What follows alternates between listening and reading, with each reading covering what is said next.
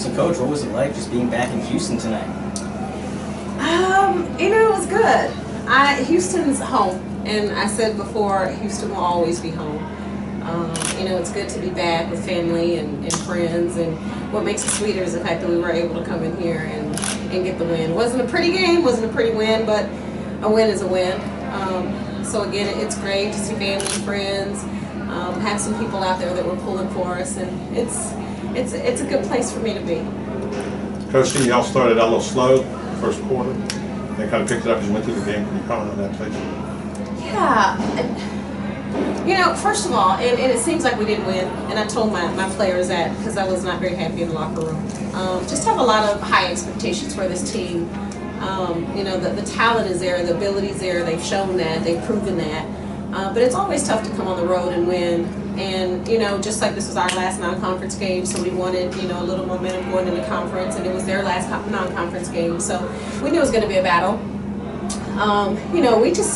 We could not make a shot. We just decided we were going to come out and try to play a lot of 1-on-5, and we're not very good when we play that way. We've proven that all season, and I thought we made some big plays down the stretch when we needed to. Rice came out and they threw some punches at us, and we were able to overcome them, and I'm super proud of this team. We're young, but really proud of how they found a way to win it. How nice is it to kind of see your team turn the corner a little bit recently, especially the recent wins and everything like that? It's a great feeling. As a player, there were definitely things that I wish I could have gotten out there and done, but as a coach, you have to do different things to prepare your team. And I think the biggest thing I'm really most proud of is that there's the confidence there. And again, we're a very young team, and to go out and play the way we played against DePaul and come out with the win, and then to come on the road. We had 5 days off for Christmas, and practiced 2 days, got on the road and came out and played.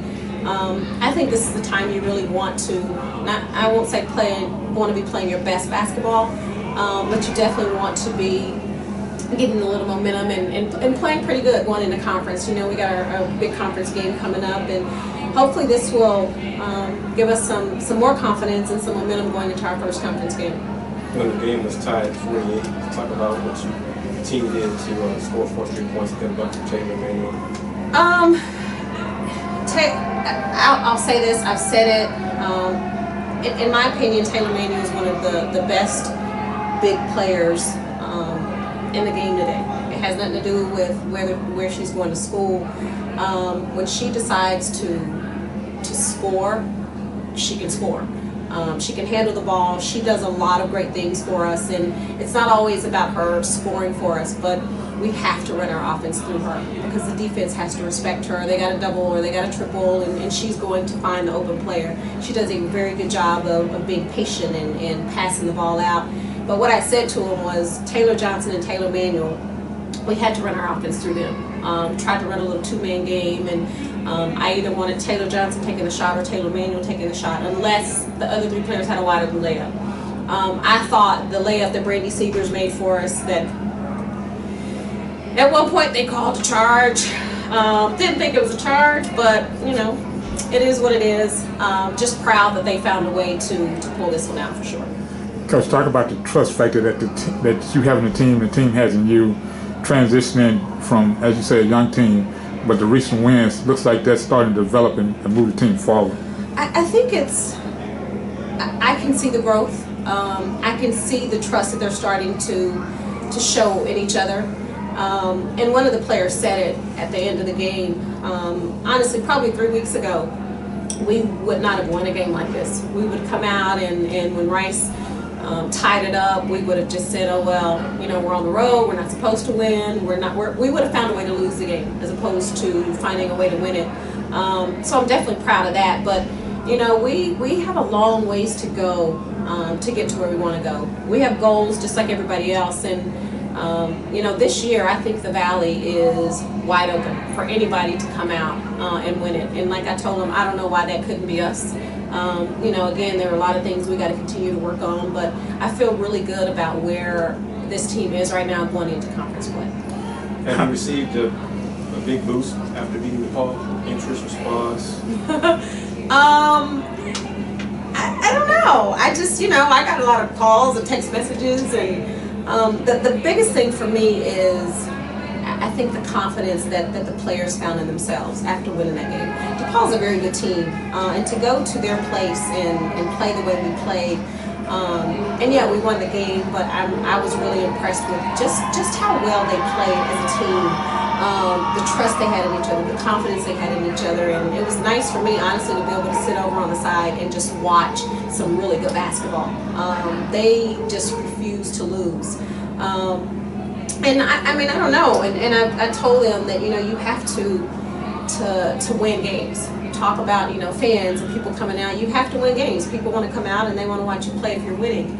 I thought our last 4 games prior to this one against Northwestern and Green Bay and Michigan State, I thought we were right there in all of those games. So to finally see everything kind of go full circle and us to find a way to win the DePaul game, it's definitely a good feeling for me as a coach, and I know they feel very confident in themselves going into conference. Sheryl, everybody here in Houston's excited for you for your recent Hall of Fame nomination. I mean, how big of an honor would it be if you made the Hall of Fame?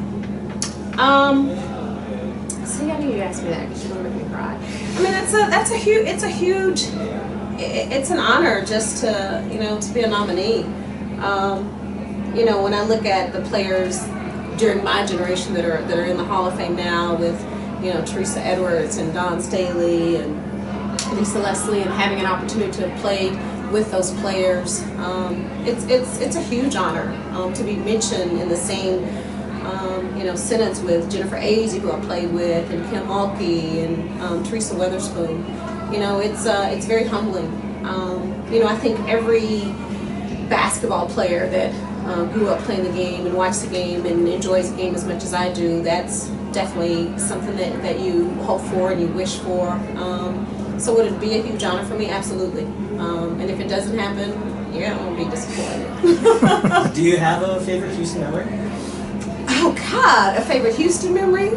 I mean, winning all the championships, obviously. You know, I think it's disappointing, and it saddens me that the Comets no longer have a team, or Houston no longer has a team. The fan base here, in my opinion, was one of the best in the WBA. So for Houston to no longer have a team is very disappointing. But I just, winning all the championships that we won here and being able to do what we did when the WBA first started, obviously those are memories that I'll always have, and those will always be near and dear to me, and hold a special place in my heart. Sheryl, if you can, just talk about making the adjustment from player to the first chair and making decisions. I don't sit in the first chair. You know, it's been, I hate to sit here and say it hasn't been as challenging or as difficult as I thought it would be, but it's obviously very different. As a player, and I tell my players this all the time, really all I had to worry about was myself and getting myself ready to play. And I always knew that was going to happen. You know, now as a coach and as a head coach, you have so many more responsibilities, and you can't play. You know, I can see things on the floor, and I can say to myself, this is what I would do, but then I got to remember and realize that that's not me.